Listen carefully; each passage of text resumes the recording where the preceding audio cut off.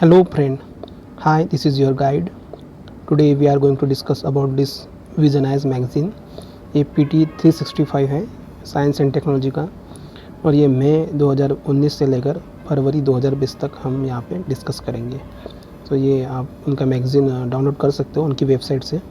विजनाइज का ये free available है और यहाँ पे हम साइंस एंड टेक्नोलॉजी का जो पूरा यहाँ पे टेबल्स ऑफ कंटेंट्स में जो भी दिया है सभी topic one by one discuss करेंगे।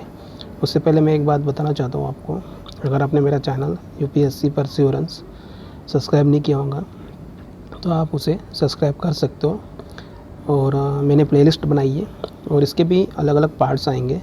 सो ऐसा नहीं कि मतलब एक वीडियो देखने के बाद में आपको अगर सेकंड पार्ट नहीं मिलता है तो आप मुझे कमेंट कीजिए, मैं आपको पूरी प्लेलिस्ट आपको अवेलेबल या फिर गाइड करूँगा कि कहाँ है प्लेलिस्ट। सो इसके अलग अलग पार्ट आएंगे क्योंकि it's not possible to shoot one video big video and recording बहुत बड़ी हो जाती है। सो इसके अलग अलग पार्ट में लाऊंगा। सो देखते हैं हम यहाँ पे टेबल ऑफ कंटेंट्स में यहाँ पे दिया है बायो टेक्नोलॉजी के बारे में है वन एंड सेकंड टॉपिक है स्पेस टेक्नोलॉजी। उसके बाद में है IT एंड कंप्यूटर है थर्ड, फोर्थ है डिफेंस टेक्नोलॉजी, फिफ्थ है हेल्थ। उसके अंडर में बहुत सारे टॉपिक दिए। 6 है IPR, उसके बाद में 7 है अल्टरनेटिव एनर्जी है, उसके बाद में रिसर्च एंड डेवलपमेंट है 8th 9th है अवार्ड्स, कुछ मिसलेनियस टॉपिक है। सो ये पूरा कंटेंट में डिफरेंट टॉपिक दिए हैं और बहुत अच्छी मैगजीन है ये विजनाइज की और आपको ये स्किप नहीं करनी चाहिए, एक भी पॉइंट इसका स्किप नहीं करना चाहिए क्योंकि कभी भी क्या होता है कि सेंटेंस फॉर्मेट में या मैच द पेयर में पूछ लिया जाता है। इसी मैगजीन में से 60 to 80% आता है, शायद से घुमा फिरा के पूछा जाता है आपको। सो बहुत इम्पोर्टेंट मैगज़ीन है। तो चलिए शुरू करते हैं हम यहाँ पे। बायोटेक्नोलॉजी के बारे में है फर्स्ट टॉपिक और वहाँ पे DNA technology use and application regulation bill के बारे में कहा है। ये बिल अभी इंट्रोड्यूस किया था लोकसभा में यहाँ पे और ये which provides for the regulation of the use of the DNA technology for the establishment of the identity of the certain person. ये मतलब किसी पर्सन की मतलब इंसान की आइडेंटिटी जानने के लिए ये bill DNA technology use and application regulation bill 2019 introduce किया था लोकसभा में। अभी ये DNA क्या है उसके बारे में यहाँ पे दिया है। उसका फुल फॉर्म है डीऑक्सीराइबो न्यूक्लिक एसिड बोलते हैं इसे एंड हेरिडिटरी मटेरियल होता है इन ह्यूमन, मतलब जन्मजात, मतलब किसी से मतलब पेरेंट्स से हमें मिलता है and almost all other organism, मतलब सभी जो ऑर्गेनिजम्स हैं उनमें यह रहता है। इसके दो टाइप्स हैं। एक most DNA is located in the cell nucleus, उसे न्यूक्लियर DNA बोलते हैं and but small amount of DNA can be found in mitochondria, उसे माइक्रोकॉन्ड्रियन DNA बोलते हैं। इट कंपोज ऑफ 2 चेन्स, मतलब 2 चेन्स होती है इसकी, which coil around each other to from the double helix, मतलब ऐसे होता है, ऐसा इसका स्ट्रक्चर होता है DNA का। Carrying the genetic instruction use in the growth, मतलब जेनेटिक इंफॉर्मेशन होती है जो हमें बढ़ते हैं ग्रोथ करने के लिए यूज़ होता है इसका। It is made of the 23 pairs of the chromosome, 23 pairs होते हैं क्रोमोसोम के and provides instruction for building an entire organism and the proteins, मतलब इनमें जो building and entire organism and proteins की ये होते हैं इंस्ट्रक्शन दिए होते हैं। Information in DNA is store as a code name up four chemical bases, मतलब 4 केमिकल बेसिस से उसका नाम दिया है यहाँ पे। AGCT, A means adenine, G means guanine and C means cytosine, T means thymine. Human DNA consist of about 3 billion bases, मतलब 3 billion basis होते हैं, मतलब 30 करोड़ से ज़्यादा। उसके बाद में more than 99% of those bases are of the same in all people. All important DNA property it can be replicate और मेक कॉपीज़ ऑफ इटसेल्फ, मतलब ये जो DNA होता है ये रेप्लिकेट करता है, इसकी मल्टीपल कॉपीज़ होती है और खुद ही बनाता है। Each strand of the DNA in the double helix can serve as a pattern for the duplicating the sequence of bases. So ये यहाँ पे स्ट्रक्चर दिया है, बेस पेयर्स दिया है, sugar phosphate backbone, adenine, thymine, guanine, cytosine. So जो ऊपर में पढ़ा था हमने ये पिक्चर में यहाँ पे दिया है। की प्रोविज़न क्या है इस बिल का? Use of the DNA data, मतलब जो डाटा है DNA का उसे यूज़ करना एक प्रोविज़न है। DNA testing is allowed only in respect of matter listed in the schedule to the bill, such as offense under the Indian Penal Code 1860, and for civil matters such as paternity suit. सो यहाँ पे दिया है। और उसके बाद में यहाँ पे for matters related to the establishment of the individual identity, ऐसे कुछ प्रोविजंस दिए हैं यहाँ पे। एंड उसके बाद में collection of the DNA, the investigating authority में collect bodily substance of the persons, requirement of the consent for collection, मतलब किसी का इच्छा होनी चाहिए ये कलेक्ट करने के लिए। इन सर्टन सिचुएशन, मतलब किन सिचुएशन में हम इसे एक्वायर कर सकते हैं। For arrest person, requirement in of the written consent होना चाहिए। If the offence carried a punishment of up to 7 years, अगर 7 साल तक सज़ा हुई है, सो हम उसके रिटन कंसेंट लेना, मतलब रिटन कंसेंट चाहिए, लिखित में चाहिए।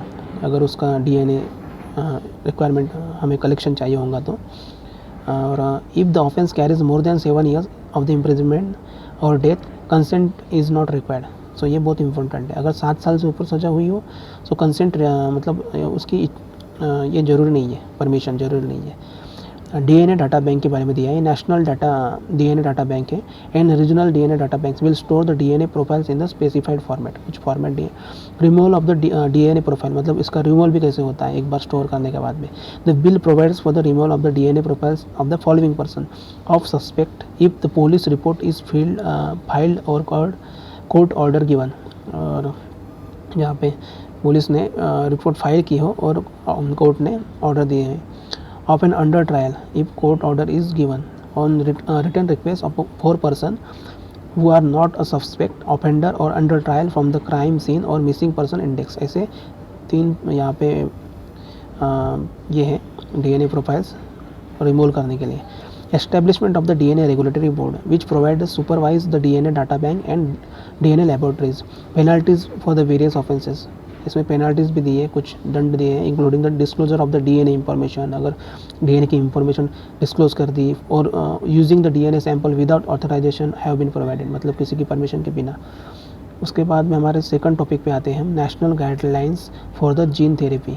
अभी ये न्यूज़ में इसलिए था क्योंकि Indian council of medical research ICMR ने पब्लिश किया है national guidelines for the gene therapy product development and clinical trials.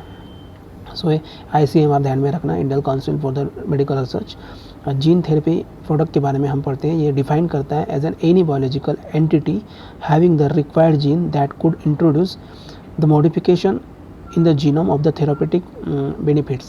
GTP work by repairing, replacing or deactivating dysfunctional disease causing genes aiming to restore the normal function. So ये gene therapy product के बारे में दिया है। और GTP में क्या include होता है, recombinant viral vectors, adenovirus, retrovirus और नॉन वायरल वेक्टर्स होते हैं। एक होता है recombinant viral vectors, adenovirus, retrovirus, and दूसरा होता है non viral vectors, naked DNA transfection. उसके बाद में माइक्रोबियल बैक्टीरिया वेक्टर्स होते हैं, salmonella, E coli, recombinant bacteria derived vehicle, modification result from the use of the CRISPR and other similar technology. CRISPR and others कुछ technology use की जाती है यहाँ पे। Ex vivo genetically modified cell, gene modified augmented cell, IPS include pluripotent stem cell, CAR T cell, etc.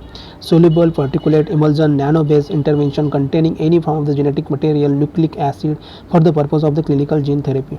DNA vaccine where the final product is nucleic acid and is administered for the vaccination therapy. As per the new drugs and the clinical trial rule 2019, the GTP falls under the new drug shall always be deemed to be new drugs.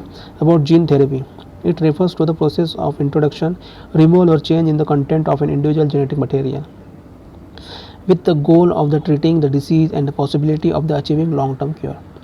Gene therapy के बारे में दिया है। ये process होता है, introduction करता है, रिमूवल और change in the content of the individual genetic material. जो जेनेटिक मटेरियल होता है उसमें रिमूवल और चेंज करने का इसमें ये होता है। It is classified into 2 types, मतलब यहाँ पे 2 टाइप्स दिए हैं, germ line gene therapy and second है somatic gene therapy.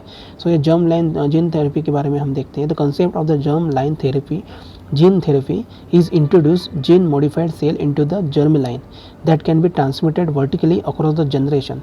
The germ line gene therapy is prohibited in India due to ethical and social consideration. उसके बाद में सोमैटिक सेल जीन थेरेपी क्या है? It affects the targeted cell tissue organs in the patient and is not passed on to subsequent generation. It is illegal in India. This also includes genome modification as done in the CRISPR related and other technologies. It has two categories: ex vivo cell obtained from an individual are genetically modified corrected outside the body followed by the transplantation into the some or different individual. और उसके बाद में है in vivo. In vivo में है the gene of the interest is delivered directly to the targeted cell tissues organs like liver, pancreas, muscles, heart, etc. in the patient. The gene delivery can be carried out by the viral or non-viral vector system. So ex vivo and in vivo के बारे में आप थोड़ा पढ़ लेना ये। उसके बाद में due to the complexity and unpredictability of the human disease and the need for the ethical framework to prevent the misuse of the gene therapy, these guidelines become necessary. कुछ guidelines दी हैं complexity unpredictability of the human disease और जो ethical framework होते हैं उन्हें prevent करने के लिए, मिसयूज़ होने से बचाने के लिए जीन थेरेपी में कुछ गाइडलाइंस दिए। Around 70 billion Indians are estimated to suffer from the inherited genetic diseases. This include blood disorder such as blood disorder and उसके बाद में यहाँ पे haemophilia, thalassaemia, sickle cell anaemia, ऐसे कुछ ये डिसीज़ है। की गाइडलाइंस क्या है? Applicability. The guidelines apply to all stakeholders in the field of gene therapy, including researchers, clinicians, regulatory committees, industry, patient support group, etc. उसके बाद में यहाँ पे जनरल प्रिंसिपल्स दिए हैं। Clinical trials on human participants involving GTP must safeguard human right, safety and dignity. Various principles like principle of essentiality, volunteerness, non-exploitation, risk minimization needed to be followed. Mechanism for the review and oversight, कुछ mechanism दिए. Proposed establishment of the Gene Advisory and Evaluation Committee GTAEC, an independent body with the expert from the diverse areas of biomedical research, government agency and other stakeholder. It is mandatory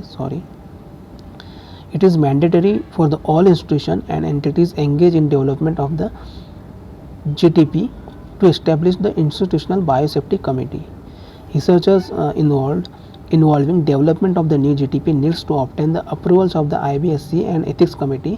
The biological material from human can be procured only from clinical hospitals that have an Ethics Committee. All clinical trials are mandated to be registered with the Clinical Trials Registry India. It is online public record system for the registration of the clinical trials being conducted in India. कुछ responsibility यहाँ पे दी है of various stake holder, मतलब कुछ जो stake holder है उनकी। Investigator should treat the biological material with the utmost respect and adequate care to avoid its misuses, मतलब मिसयूजेस होने से बचना चाहिए और विद रिस्पेक्ट यहाँ पे रिस्पेक्टफुली इसका यूज़ करना चाहिए. Storage and disposal of the GTP or its component should be as per the regulation and guidelines of the Biosafety Recombinant DNA Research and Biological Contaminated in Containment 2017. Any GTP of the foreign origin or its modified variant that will be first in human use not permissible for the direct first in human trials. उसके बाद investigator should demonstrate the respect for the autonomy and the privacy patient. Good manufacturing practice GMP guidelines कुछ दिए यहाँ पे. It includes the personal training, establishment of the quality control processes, waste material and byproducts of the GTP manufacturing process must be securely decontaminated and transported as per the appropriate biohazard disposal protocol. यहाँ पे कुछ important terms दिए हैं, ये gene के बारे में यहाँ पे दिए हैं. It is a sequence of the nucleotides, DNA और RNA ऐसा sequence होता है.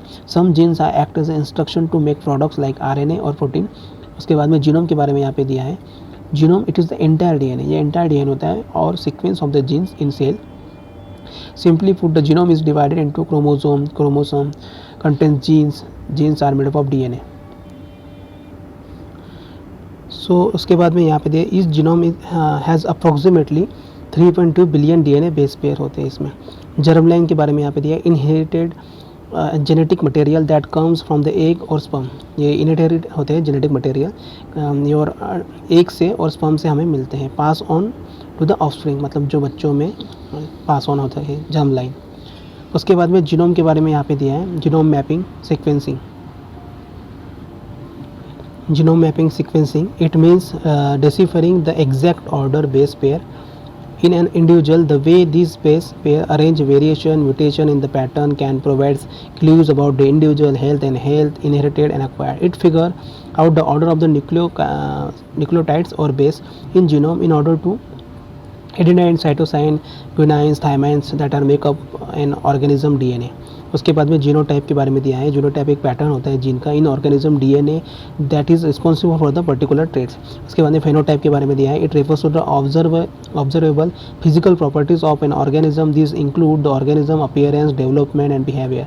ये फिनोटाइप के बारे में है। उसके बाद में cluster regularly interspace short palindromic repeats, CRISPR के बारे में दिया है। Cluster regularly interspace short palindromic repeats CRISPR.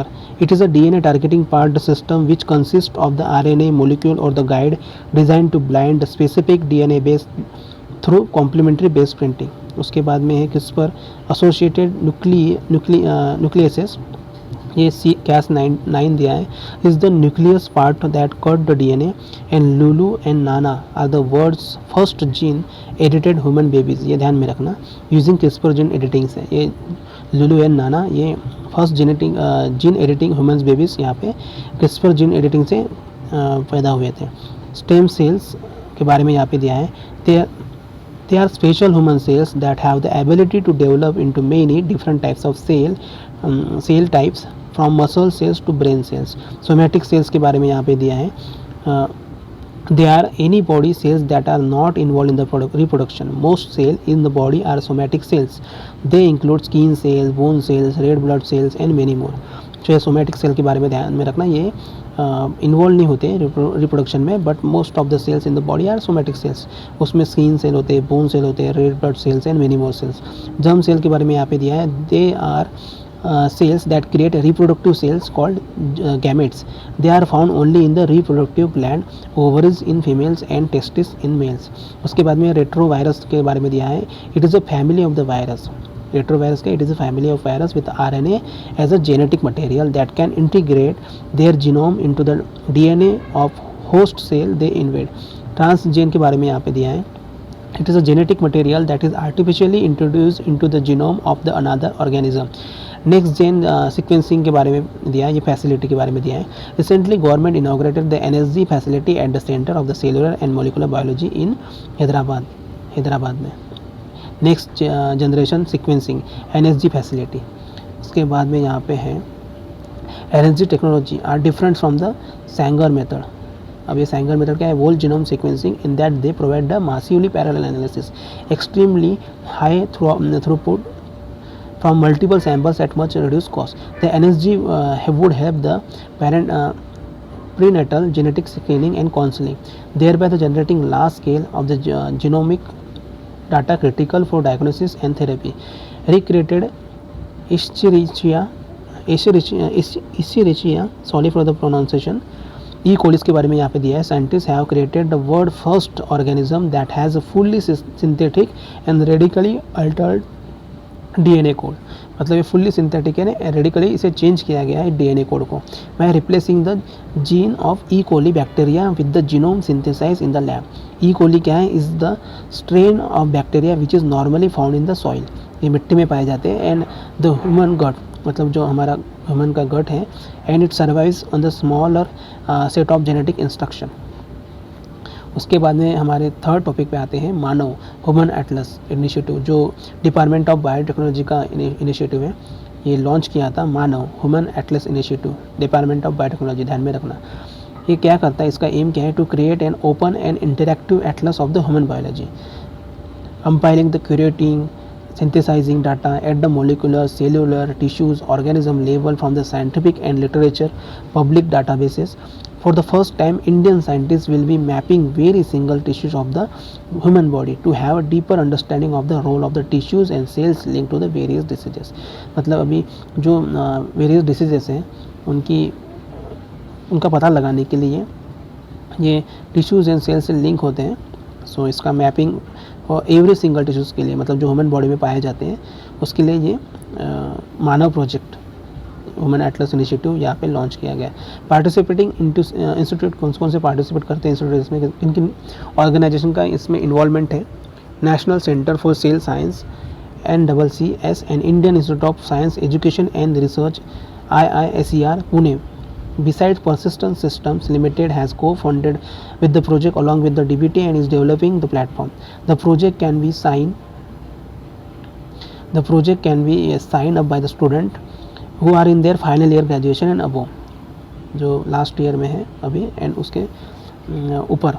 Even participant having science background but not necessarily involved in the active scientific research can be the part of this network. It will be helpful for in the physiological and the molecular mapping, drug discovery, customized and personalized medicine, skill development, student community and the future research. It will help to understand and capture the human physiology in two stages, normal stage and while in the disease stage. Such database on the individual tissues will be helpful in the tracing the cause of the disease, understanding the specific pathways etc. कुछ related news दिए यहाँ पे. Ummid UMMID उसका full form है unique method for management and treatment of inherited disorder. Recently government ने launch किया है Ummid initiative. उसका एम है to create the awareness about the genetic disorder amongst the clinician and establishment of the molecular diagnostic in the hospital so that the benefits of the development in the medicine genetic could reach the patient. It's supported by the Department of Biotechnology. इसे कौन किया है उम्मीद को? ये department of biotechnology के support से हुआ है. थ्री कंपोनेंट दिए हैं यहाँ पे उम्मीद इनिशिएटिव के, वन बाय वन पढ़ते हैं हम.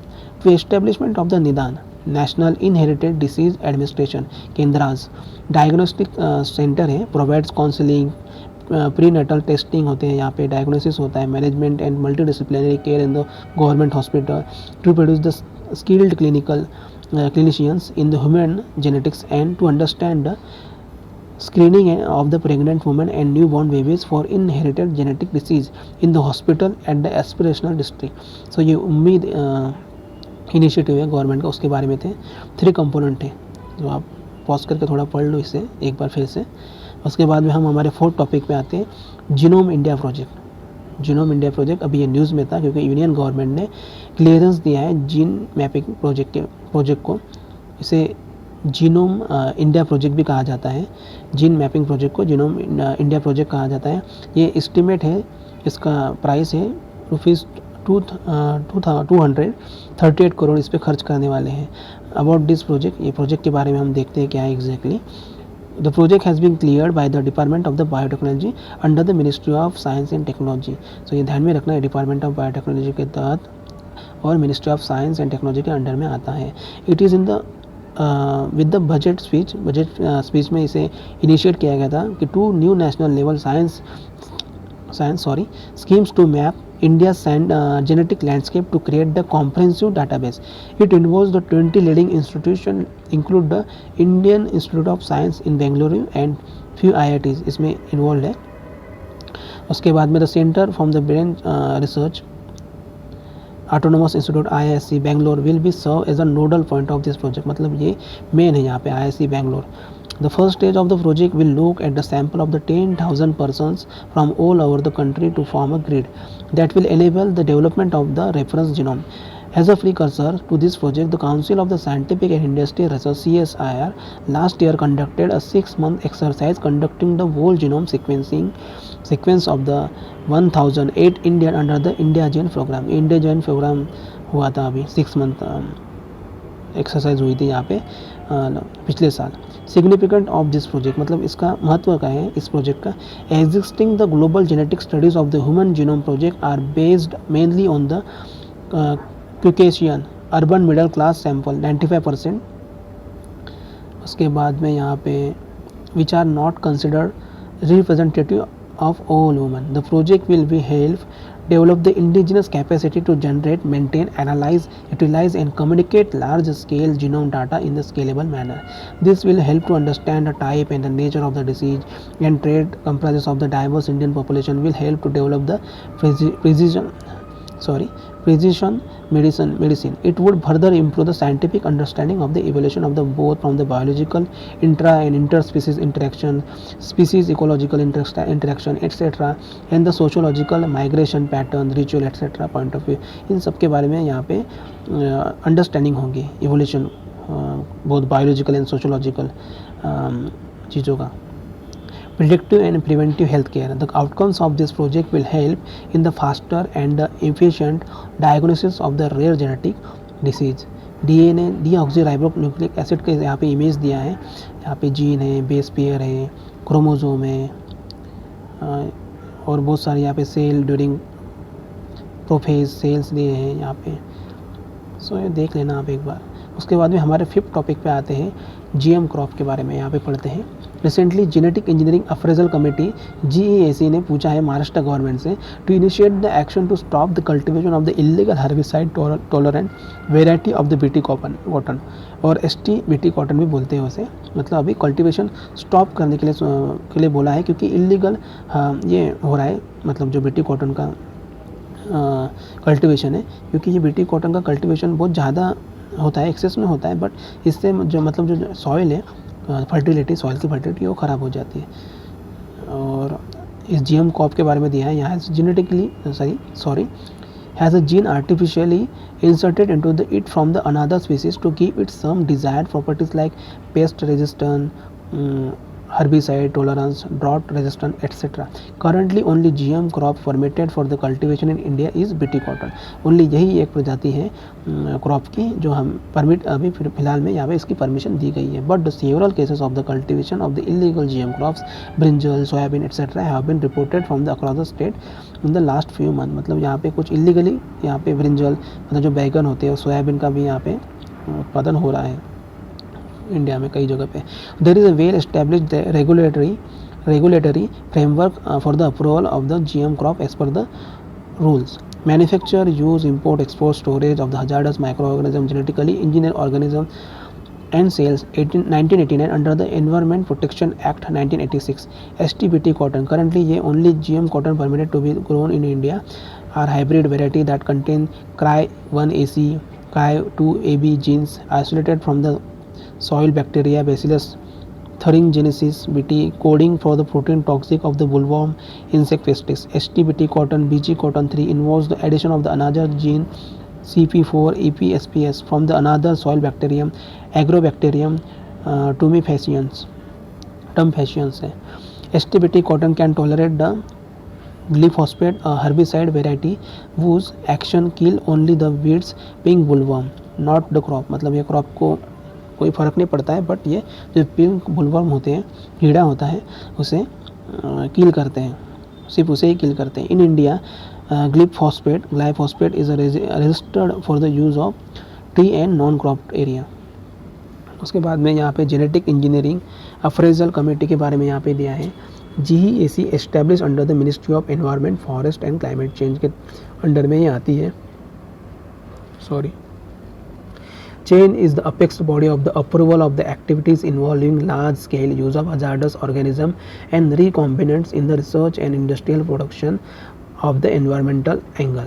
GEC also responsible for the approval of the proposal relating to release of genetically engineered organism and product into the environment including experimental field trials. उसके बाद में यहाँ पे गोल्डन राइस के बारे में दिया है. हमारा नेक्स्ट टॉपिक है. अभी international rice research institute along with its partner has successfully cultivated golden rice. यहाँ पे उन्होंने गोल्डन राइस उगाया है in control environment on the I campus. यहाँ पे इसका गोल्ड राइस का मतलब चावल का यहाँ पे कल्टिवेशन की है. विटामिन ए डिफिशियंसी के बारे में यहाँ पे दिया है. Deficiency generally occurs due to the imbalanced diet, including limited access to fresh fruit, vegetables, and animal products. Persistent deficiency in this vital nutrient can result in a blindness, illness, and even death. Vitamin A deficiency also compromises the immune system, which means children die from the common disease including diarrhea, respiratory tract infection, and measles. ऐसे disease होते हैं यहाँ पे vitamin A deficiency के कमी के कारण. आप एक बार पॉज करके वो पढ़ लेना. गोल्डन राइस के बारे में यहाँ पे दिया है, golden rice is the collective name of the rice variety that are genetically modified to counter vitamin A deficiency in developing countries. मतलब जो प्रगतिशील देश है उसमें ये विटामिन ए डिफिशियंसी बहुत होती है, इसलिए ये गोल्डन राइस का वहाँ पे राइस का वेराइटीज़ का उत्पादन किया जा रहा है। European scientist developed the first strain of golden rice towards the end of the 1990s। The golden rice differs from the standard rice in that the contain extra gene, one from the maize, one from the bacteria origin। मतलब gene लेते हैं, एक मेज से लेते हैं और एक बैक्टीरिया ओरिजिन से लेते हैं। Together responsible for the production of the pro vitamin A beta carotene in the rice grain. Pro vitamin A colours that grain yellow orange, hence name golden rice. मतलब वहाँ से प्रो विटामिन ए से colour आता है यहाँ पे golden colour का, orange yellow orange colour आता है, इसलिए उसे नेम दिया है golden rice. Once absorb into the body, pro vitamin A is converted into the vitamin A. Vitamin A में कन्वर्ट होता है। Pro vitamin A is found in the many fruits and vegetables. It is also what makes a carrot orange. For example, research has indicated that 1 cup of golden rice can provide up to 50% of the daily requirement of an adult for vitamin A. The golden rice can be grown just the same way we grow normal rice. There is no change in cost of cultivation.